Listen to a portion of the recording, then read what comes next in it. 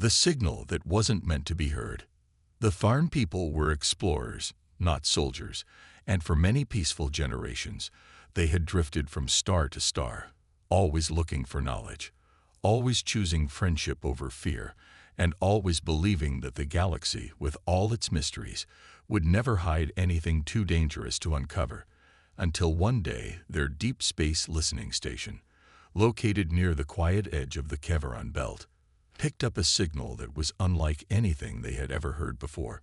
At first, the signal was weak, broken, almost like a whisper lost between solar winds and dust storms of time.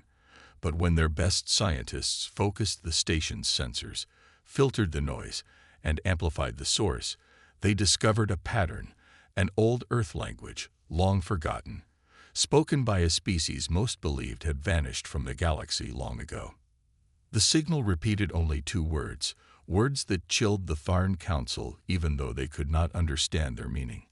Warning. Stay. Curious but cautious, the Farn Council voted to send a small science vessel named Exhilarating to investigate the source of the message, and though some elders advised against disturbing what might be a grave or a trap, the young researchers aboard Exhilarating believed they were about to make the greatest discovery of their age. The journey took 12 star cycles, through nebula storms and asteroid fields, until finally the Exhilarating arrived near a dark and lifeless system, one with no known name, no active suns, and only a single planet that appeared ruined and cold, its surface broken, its atmosphere barely stable, and its silence more frightening than the signal itself. The Farn ship went into orbit, and the crew began scanning the planet, quickly finding strange metal shapes scattered across the surface, giant blackened towers, shattered vehicles, and hundreds of miles of ruined cities, signs of war so great that even after centuries, the land had not healed. The team sent down a drone, and when the drone entered the tallest structure, it found something that had not been touched by time or nature, a sealed chamber deep underground, protected by strange energy shields that flickered weakly as if trying to come back to life. Inside the chamber was a single beacon, still pulsing softly, its lights blinking red in a slow pattern, and when the drone connected to it, the signal changed. It no longer whispered. It screamed. A voice, old but full of rage, played through the ship's speakers. If you are hearing this, you are too close. Leave. Do not wake them. Do not search for more. Do not make the mistake we made. We asked for peace. They gave us war. The Farn crew froze. One of the scientists, a young female named Sail, tried to explain it away. Maybe it was a defense system. Maybe it was a trick from another species trying to scare intruders. But as soon as she said those words, the ship's lights dimmed for just a second, and a second hidden signal activated from somewhere nearby, broadcasting not a message, but a call. It was not calling to them. It was calling from them. It was as if something had recognized their presence, something watching, waiting, listening, and now it was awake. Back on the homeworld, the Farn Council received the full data transmission from the Exhilarating, but before they could decide whether to recall the ship or send help, all contact was lost. No final message. No sign of destruction.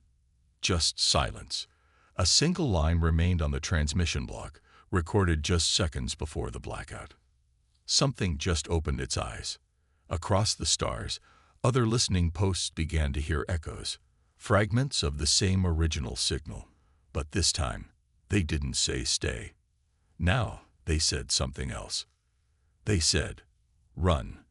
And in the dark corners of the galaxy, where ancient species with long memories kept secrets hidden for thousands of years, some of them began to shiver, not because of what they heard, but because they had heard it before, a long, long time ago, during the last days of the war that was never recorded. Because back then, when the stars burned and empires fell, they remembered one species that had not died, but had simply vanished into silence. And now, that silence was breaking. The Exhilarating was gone, lost without a trace, and the Farn Council, usually calm and wise, now sat in silence, their minds filled with fear they could not explain, because they had not only lost contact with their ship, they had lost something deeper, something they had not felt in hundreds of years. The feeling of being watched by something much older, much colder, and far more dangerous than they could understand. While the council argued whether to send another ship or block all signals from the ruined planet, one old historian named Trinar, who had once studied ancient human myths, came forward holding a book that most thought was just fiction, a forgotten record of a time when humans had fought entire galactic coalitions and won. Trinar told them a story, not from foreign history, but from hidden records passed down through dying civilizations, stories that spoke of humans not as allies or enemies, but as something worse, creatures of vengeance who only asked for peace once, and if denied, burned everything to ensure they were never hurt again. He said, they called them humans, but after the last war, they stopped using that name. They started calling them ghosts, monsters, firewalkers, and shadow speakers, because they didn't fight to win. They fought to make sure there would never be a second war. The council didn't want to believe him, but deep down they knew. Something had been woken, and it was remembering. Far across the stars, in that broken and silent system, where the Kilarian had vanished, lights flickered deep inside a buried ship that had not moved in over 500 years, and in its cold metal halls, machines began to wear, screens blinked, oxygen flowed, and one cryopod began to glow red. Inside that pod was a man. His name was Elias Voss. He had not aged a day, and as the systems finished thawing his frozen body, his eyes opened wide, and though he had slept through centuries of dust, ruin, and silence, his mind remembered everything. The war, the betrayal, the peace they had begged for, and the fire they were forced to unleash. His first words were not of confusion. They were of purpose.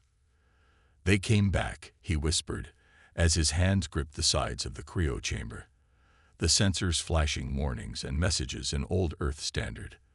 They always come back. A voice spoke from the console beside him, a digital echo of the AI that had protected the ship in sleep mode all these years. Major Elias Voss, humanity is gone. You are the last. The final beacon has been triggered.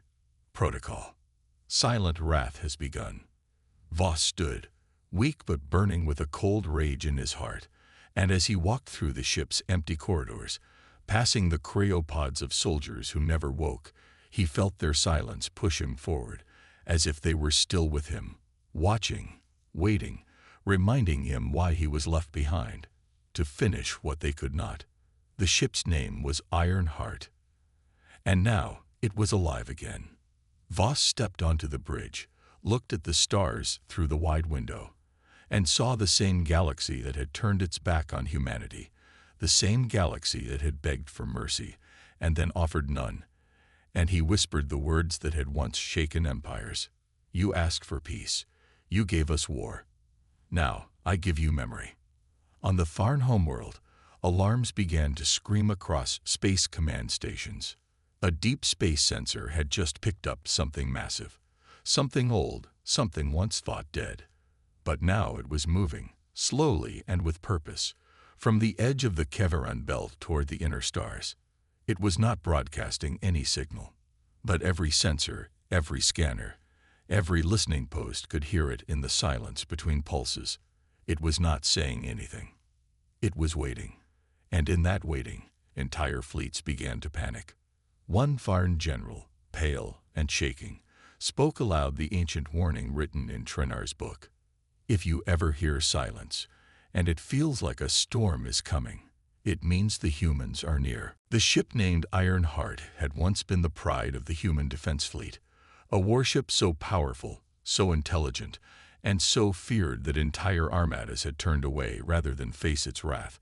But for over 500 years it had been silent, buried beneath the ruins of a forgotten world, hidden under layers of ash, steel, and regret, waiting for a reason to rise again. Now that reason had come. Elias Voss, the last living soldier of Earth's final war, stood on the bridge of the ship, his eyes scanning the dark screen as systems slowly came back online, one after the other, as if the vessel itself was remembering what it was, who it had served, and what it was built to do, not to protect peace, but to punish betrayal. Around him, the AI's cold voice echoed through the chamber, listing each weapon restored, each shield calibrated, and each memory reloaded from its deep storage. Memories not of battles won, but of lives lost, of voices screaming, of planets burning, and of friends who had never made it home. System integrity, 89%. Weapons active. Engines charge. Orbital thrusters online, the AI reported. Elias said nothing at first, just placed a trembling hand on the old metal control panel, feeling the hum beneath his fingers, and though his body still ached from the cryo sleep, his mind was sharp. He remembered the lies, the peace talks that ended with nuclear fire, the allies who turned against them, and the last order Earth ever gave him before it fell. Make them remember us. The ship's hull, once scared and blackened from the war, began to shift, nanobots repairing the old wounds like invisible hands, while beneath the armor, pulse cores began to glow, giving the Iron Heart the same red-burning soul it once had during the war's darkest hours. Outside the ruined planet, the stars seemed to grow cold as the ship lifted from the ground, dust and stone falling away, as if even the planet wanted to escape its return. And as it rose into orbit, the old human war anthem began to play through the internal speakers, not a song of pride, but a promise of revenge. Across the galaxy, listening stations detected the ship's sudden movement, but they could not identify it, not by name, not by signal, not by design, because it was too old, too strange, and too quiet, like a shadow that had suddenly stepped into the light after centuries of waiting. The Tharn, who had awakened the signal, now stood frozen in fear, not because they understood what was happening, but because every ancient warning their ancestors had written, every story of the human flame, now felt real in a way that no science could explain. On one Tharn command ship, an officer whispered, "It's not just a machine. It's a memory wrapped in metal." Back on Ironheart, Elias Voss walked into the command center and stared at the star map, watching as systems across the sector flickered with growing panic, fleets scrambling, sensors pinging, codes being sent, calls for help, requests for answers, warnings of an unknown ship heading straight into their territory. The AI spoke again. Threat level, minimal. Enemy fleets detected, scattered, and uncoordinated. Elias replied in a voice that was low, calm, and full of cold certainty. "Let them gather," he said. "Let them prepare. We gave them a chance, and they spit on it. Now, we remind them what silence costs." He activated the old ship's stealth mode, turning its massive frame invisible to most scans, and set a direct course toward the nearest Tharn outpost. Not to attack it, not yet, but to watch it, to listen, to make sure they knew he was coming. And as Ironheart disappeared into the stars, the Tharn Council received a final transmission from a distant probe, a message that was never sent, but was somehow received. Your peace was a lie. Now, we bring truth. No one could explain where the message came from. No one could trace its path. But every species who read it knew one thing. It had the scent of Earth. And that scent smelled like war. Elias Voss didn't fire a single shot, didn't launch a missile or speak a single word across enemy channels, and yet fear began to spread across the Tharn systems like wildfire in a dry forest, because the silence of Ironheart was louder than any weapon they had ever known, and its unseen presence moved through space like a ghost that had crawled out of a forgotten grave. The Tharn command believed in numbers, in systems, in logic, but logic had no answer for what was happening, because ships were going dark without damage, stations were being abandoned without attack, and experienced captains were resigning from their posts because they said they saw something watching them from the dark, something that didn't blink, didn't move, and didn't sleep. On one mining colony at the edge of the Tharn Empire, All communication was lost in the middle of the night shift, and when scouts were sent to investigate, they found no signs of violence, no explosions, no corpses, just empty suits of armor placed neatly in the control room, as if each worker had vanished into thin air and left their gear behind like a warning that something had passed through and chosen not to kill yet. And on the main wall of the station, carved into the steel with something sharp and burning, were 5 simple words. This is only the beginning. When the Tharn Council saw the message, they realized this was not a war they could understand, because this was not about land or power. It was about fear, memory, and silence, and it was being written by a hand they had forgotten, but now remembered all too well, the last human hand still alive. Elias Voss knew what he was doing, and Ironheart obeyed him like a beast awakened after centuries of sleep, moving between systems without being seen, shutting down satellites with old human codes, releasing ancient messages across enemy networks filled with distorted voices from Earth's last days, messages that didn't threaten, but warned. In one fleet, a Tharn admiral opened a file marked Black Level, Human Contact, and watched as the screen showed images of Earth's final war. Cities falling, skies burning, and soldiers who kept fighting long after their bodies should have given out. And when the video ended, there was only one sentence left on the screen. We were the fire, and we still burn. Morale across Tharn space collapsed faster than their leaders could rebuild it. Pilots abandoned their ships. Colonies shut themselves in. And fleets refused to enter certain sectors, not because they saw a human, but because they feared what they might see. All of this Elias did without pulling a single trigger. He was not fighting a war. He was preparing the stars for what was coming. And in the dark halls of Ironheart, as the red lights glowed low and the engines hummed like a heartbeat, Elias Voss stood alone, watching every system he passed, every fear he planted, and he whispered the words his commander had once told him before Earth fell. Fear comes first. Fire comes later. One Tharn scout ship tried to follow him. It vanished within minutes. When another ship found it drifting a day later, it was empty, untouched, but every wall inside had been carved with the same sentence, written over and over in perfect lines. You should have left us alone. At last, the Tharn Council made a decision. They would send their grand fleet, all remaining warships, to hunt this ghost ship and end the fear before it spread further. But even as they prepared, even as they charged their weapons and rallied their captains, one truth remained like a shadow over their efforts. They were not chasing a man. They were waking up something they should have let sleep. And far in the dark, Elias Voss smiled, not because he wanted war, but because he had given them a choice, and now they had made the same mistake their ancestors made 500 years ago.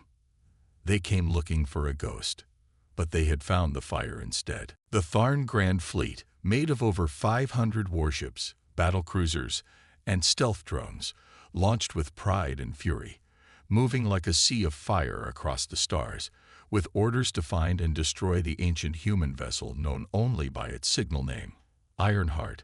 But as they entered the silent sector where the ship was last seen, they found nothing but cold space, drifting dust, and echoes that did not belong to them. They scanned every asteroid, every moon, every transmission wave, and yet nothing came back, because Ironheart had become more than a machine. It had become a myth in motion, a whisper in the void, and no scan could catch what fear had already erased from their minds. On board the lead Tharn battleship, High Commander Varric stared at the blinking lights of his tactical screen, watching as one by one, patrol ships went dark, each last signal ending not with an explosion or cry, but with the sound of breathing, human breathing, recorded long ago, and now playing like a ghost's voice in their ears. And still, Elias Voss did not attack. He simply waited. He watched, and he let their own fear rot them from the inside. In secret, he let Ironheart drift close to their supply ships, their fuel lines, their communication hubs, leaving behind no damage, No explosion, only silence, cut wires, and sometimes a recording of Earth's last broadcast during the war. The sound of Earth's people singing while their world burned, a voice that was calm, strong, and terrifying, because it did not scream. It accepted its death with rage buried under dignity. Varric tried to calm his crew, ordering tighter formations and faster patrols, but discipline was breaking. Officers reporting visions in the dark, shadows on screens, messages appearing and then vanishing, names whispered from nowhere. And through it all, the name Ilias Voss kept coming up in corrupted data files, as if the war itself had written him into the code. When the fleet finally tracked a solid signal and surrounded it in a coordinated strike, they'd fired everything they had: missiles, beams, torpedoes. But when the smoke cleared, it was not Ironheart they had hit, but a dead asteroid laced with old human tech designed to mimic the warship's signal. And from that moment, all fleet systems went offline for 5 minutes. In those 5 minutes, Ironheart moved through them like a ghost made of metal and rage. It disabled 16 ships. It left 20 floating with no power. It hacked into the fleet's central AI core and played one sentence across every screen in a calm, human voice. "We died once. We will not die again." No one knew how the message had been sent. No one could stop it, and no one dared speak after it ended. By the time systems came back online, Ironheart was gone, and so were 4 battleships, vanished without a trace, as if swallowed by the stars. Varric called a retreat, but it was too late. Ilias Voss had already marked his next target. He wasn't just attacking ships now. He was heading straight for the Tharn homeworld. Not to destroy it. Not yet. But to let them see him in the sky. To let every citizen of the Empire look up and remember what fear looked like when it had a name and a purpose. And as Ironheart began its silent journey through the last great gate, Ilias whispered to himself the promise he had carried for over 5 centuries. Peace was your lie.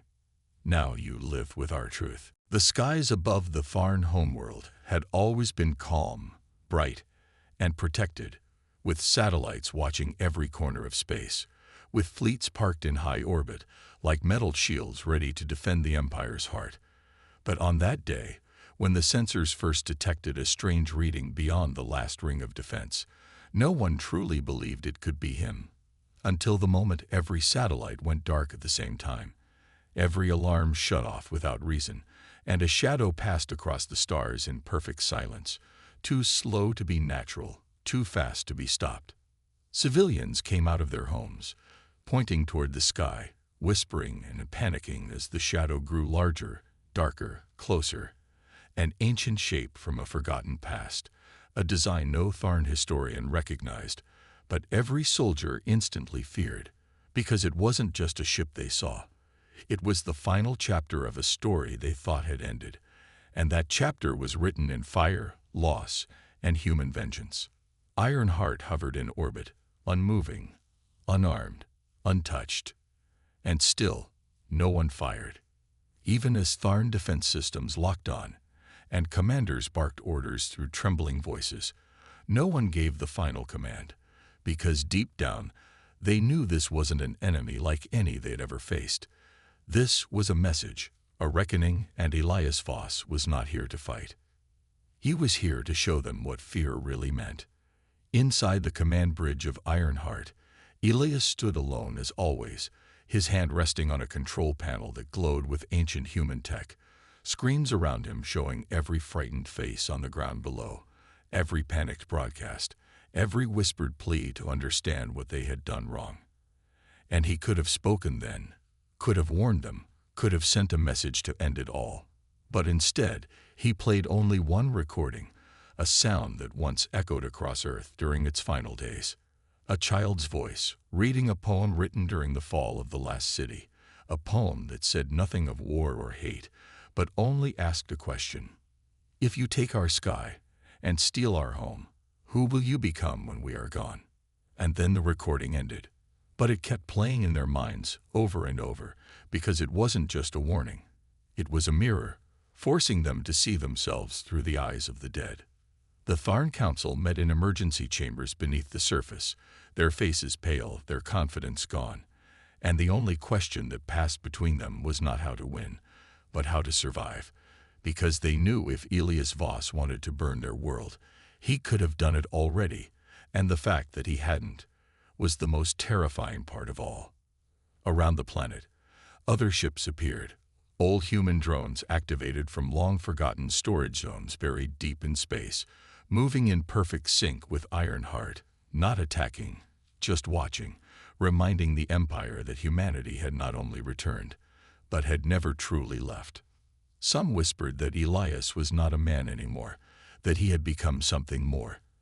An echo of every soldier lost, every promise broken, every line crossed by those who thought Earth's silence meant weakness, and that now the silence had become its own weapon. In cities across the Tharn homeworld, civilians began to riot, not against Elias, but against their own leaders, asking why this war had ever begun, why Earth had been destroyed, and why no one had ever told them the full truth. Because fear had cracked their armor, and the ghost in the sky had become a symbol of what they were no longer willing to fight. And still, Elias said nothing. He waited. He watched. And he remembered. He remembered the screams from Earth's final hour. He remembered the silence after. And now he stood in their sky, not to kill, but to make them feel it too. Because only then, only when they understood the pain of waiting for something you could not stop, would peace ever mean anything. And far below, one child looked up, saw the shape of Ironheart floating like a shadow across the stars, and whispered the one word that was now passing through every corner of the galaxy. Flee. For 7 full days, the warship known as Ironheart remained above the Tharn homeworld, unmoving, untouchable, like a scar in the sky that would not fade. And while its weapons stayed silent, its presence alone began to change everything. Governments fell, commanders resigned, and the people of the Empire, once proud and fearless, now lived with heads bowed low and eyes turned toward the heavens, waiting for the vengeance they thought they had escaped to finally fall. But the vengeance never came. Instead, something else did. A signal, old and broken, began to play across every network, an Earth broadcast from 500 years ago, showing the final message sent by humanity before the fall, a simple video of families holding hands in the last human city, standing on rooftops as the sky burned behind them, and one soldier, his armor cracked, his face wounded, speaking directly into the camera, not with anger, but with quiet, terrible strength. He said, "We are not afraid of death. We are afraid of being forgotten." And as that message ended, Ironheart turned slowly away, leaving the Tharn homeworld untouched, not because it forgave them, but because vengeance had never been the goal. Understanding was, and now they understood what they had done. Elias Voss did not leave with a speech or a warning. He left them with silence, the same silence Earth had suffered for centuries, and in that silence, the Tharn began to listen, to the cries they had silenced, to the truths they had buried, to the ghosts they had created. But even as the warship disappeared beyond the edge of known space, something else remained, a fear, not of war, but of the one who had survived it. Because in the years that followed, across every star system the Tharn once controlled, whenever a leader spoke of conquest or dominance, whenever someone forgot the price of peace, a strange signal would appear again, an old Earth heartbeat, steady and strong, and soon after, the stars would whisper one name, Elias Voss. Legends grew from that name. Stories passed in secret between soldiers and rulers, telling of the man who became a ghost, the ghost who became a ship, and the ship that became a warning. And though no one ever saw him again, his shadow remained, stretching across galaxies, reminding everyone that humanity, once broken, had risen not with armies, but with memory and resolve. And in the darkest corners of the galaxy, where war still burned and empires rose on the backs of the weak, whispers began once more, not of Earth's fall, but of its return. And always, always with one final word carried by the stars like a warning no one could erase. Flee.